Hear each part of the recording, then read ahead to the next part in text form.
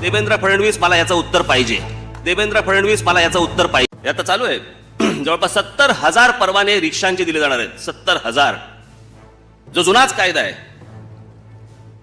की ज्यांना टॅक्सी आणि रिक्षांचे परवाने मिळतील त्यांना मराठी भाषा आली पाहिजे. चुकीचं काय? महाराष्ट्र राज्यामध्ये त्याला मराठी भाषा यायला नको का? आणि माझी तर ठाम भूमिका आहे याच्यावरती. मराठी भाषा नाही, मराठी मुलांना आणि मराठी मुलींनाच या नोकऱ्या तुम्हाला दिल्या पाहिजे. रिक्षाचे परवाने आणि टॅक्सीचे परवाने मराठी यायला पाहिजे. काय पण काय चाललंय हे तुमच्या लक्षात येणं गरजेचं आहे. म्हणून मी तुम्हाला हे जरा सविस्तर थोडंसं सांगणार आहे आज, आणि त्याच्यापुढे काय करायचं हे देखील सांगणार आहे.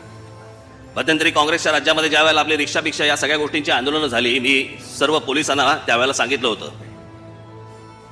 मी म्हटलं मुंबई शहरामध्ये, ठाणे शहरामध्ये, अनेक शहरांमध्ये म्हटलं खोट्या रिक्षा चालू आहेत आणि खोट्या टॅक्स्या चालू आहेत. त्याच्यावरती आपल्या अनेकांनी त्याच्यावरती आंदोलनं केली. त्यावेळेच्या पोलीस खात्याला जाग आली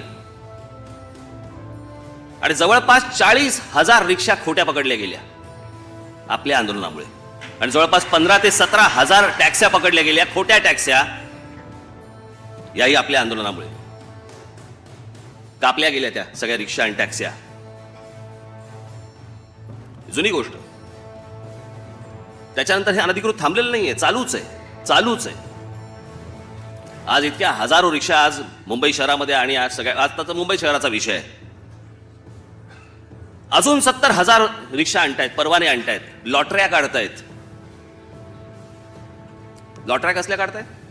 आणि इथे मराठी आली पाहिजे याच्यावरती कोणतरी एक भिकार कोर्टात जातो, आणि त्या नागपूर खंडपीठामध्ये, त्या नागपूरच्या कोर्टामध्ये नागपूरचे जे न्यायाधीश, कोण मॅजिस्ट्रेट जे कोणी असतील ते म्हणतात हा काय प्रकार आहे?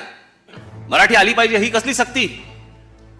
आमच्या महाराष्ट्राच्या, आमच्या नागपूरमधला एक न्यायाधीश हा इथे बोलतो की हे परवाने देताना मराठीची सक्ती कसली, आणि सगळ्या प्रक्रियेवरती त्यांनी स्टे आणला. मला आतूनच सगळ्या गोष्टी मला समजल्या, आणि हे मी तुम्हाला सांगतोय, अत्यंत विश्वासाने सांगतोय, जे काही घडतंय तिकडे ते. आता या 70,000 परवाने देण्यात येत आहेत. या 70,000 परवान्यांमध्ये जवळपास 70 ते 72% हे परप्रांतातले लोक आहेत, ज्यांचं यादीमध्ये नाव ऑलरेडी आलेलं आहे. हे जे परवाने दिले जाणार आहेत, रोजच्या रोज या सगळ्या आरटीओ आणि या सगळ्या लोकांना सांगितलंय, रोजच्या रोज 3-3 हजार परवाने द्यायचे. 3-3 हजार रोज. आणि येत्या काही एक 10, 12, 15 दिवसामध्ये 70च्या 70,000 लोकांना त्यांनी परवाने द्यायचे. कसे? तहसीलदाराचं त्यांचं एक पत्रक असतं, 15 वर्ष वास्तव्याचा दाखला लागतो, सीआयडीचं सर्टिफिकेट लागतं की याच्यावरती कोणताही गुन्हा नाही आहे. तो सरकारने काय सांगितलं माहितीये का? हा 15 वर्षाचा दाखला जो आहे, वास्तव्याचा दाखला आहे, हा आता काही घ्यायची गरज नाहीये. सीआयडीचं सर्टिफिकेट आहे, आता काही घ्यायची गरज नाहीये. त्यांना तात्काळ आता पहिल्यांदा ते हे द्या, त्यांची काय ते बॅच आणि त्यांचे लायसन्सेस, आणि नवीन रिक्षा आणि त्यांचे नवीन नंबर प्लेट या त्यांना तात्काळ रुजू करा. पुढच्या काही दिवसामध्ये 70,000च्या 70,000 रिक्षा बाहेर आल्या पाहिजेत. नंतर त्यांनी कधीही येऊन सांगावं की आमच्याकडे अशा प्रकारचा दाखला आहे म्हणून. नंतर कधीही यावं. समजा नसेल तर तो रद्द करावा. नंतर कधीही यावं. या 70,000 जर रिक्षा उद्या जर समजा बांद्रा ते बोरिवली, बांद्रा ते चेंबूर आणि या सगळ्या भागामध्ये आले, पार्क कुठे करणार आहेत? ठेवणार कुठे आहेत? पण हा तात्काळ निर्णय कशासाठी होतोय? मला हा देवेंद्र फडणवीसांना प्रश्न विचारायचा आहे. भ्रष्टाचार निर्मूलन करू म्हणून तुम्ही सांगितलं होतं ना, भ्रष्टाचाराला गाडू म्हणून तुमच्या पंतप्रधानांनी सांगितलं होतं ना. या सगळ्या रिक्षा बनतात या राहुल बजाज यांच्या बजाज कंपनीमध्ये बनतात. त्यांचा लॉट तयार आहे. 70,000 रिक्षांचा लॉट तयार आहे. कोणासाठी चालू आहे? राहुल बजाजसाठी. त्या रिक्षाची, एका रिक्षाची किंमत आहे 1,70,000 रुपये. 1,70,000 रुपये गुणिले 70,000. मी मगाशी काढलं, 1,190 कोटी रुपयांचा व्यवहार होणार आहे. 1,190 कोटी रुपयांचा व्यवहार. ह्याचा किकबॅक किती असणार आहे? हे कशासाठी गडबडीत चालू आहे तुमचं?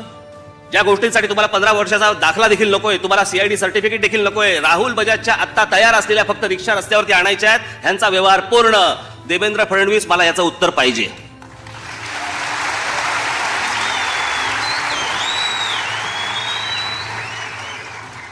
त्या लोकांशी मी बोललो, अनेक लोकांशी मी बोललो आरटीओ मध्ये. ते बोलले साहेब दिवसाला 3,000 आम्हाला लोकांना देणं शक्य नाही. आणि विनाकारण आमच्या मराठी पत्रकारांनी तिकडे बोलवलं की नाही नाही तुम्ही इंटरव्ह्यू घ्या, म्हणजे आमचे मराठी पत्रकार चुकवतात. नाही बाबा, आम्हाला मान दिला, आम्हाला तिकडे बोलवलं, आम्ही इंटरव्ह्यू घेतले, म्हणजे तो विषय बाजूला. ह्यांचं काय चाललंय भलतंच. 1190 कोटी रुपयांचा व्यवहार. मी ज्यावेळेला ती गोष्ट ऐकली मला प्रश्न पडला, एवढी घाई का चालू आहे यांची? हे इतक्या फटाफट फटाफट फटाफट 70,000 तुम्हाला रिक्षांचे परवाने द्यावे लागतील, लगेच इंटरव्ह्यू, लगेच या सगळ्या गोष्टी कशासाठी चालू आहेत? आता मला आज कळलं की 1190 कोटी रुपयांचा व्यवहार होणार आहे. तुम्हाला जर मनापासून जर समजा रिक्षांचे परवाने द्यायचे होते तर मग 70च्या 70,000 या रिक्षा मराठी मुलांना मिळायला पाहिजे होत्या, मराठी मुलींना मिळायला पाहिजे होत्या. त्याच्यामध्ये 70 ते 72% परप्रांतीय येतात कसे? ज्यांचा या मुंबई महाराष्ट्राची काही संबंध नसलेली माणसं येतात कशी आणि परवाने मिळवून घेऊन जातात कशी? तुम्हाला या मराठी मुलांशी काही महाराष्ट्राची देणं घेणं नाहीये. तुम्हाला फक्त राहुल बजाज मधल्या येणाऱ्या पैशाची मतलब आहे तुम्हाला.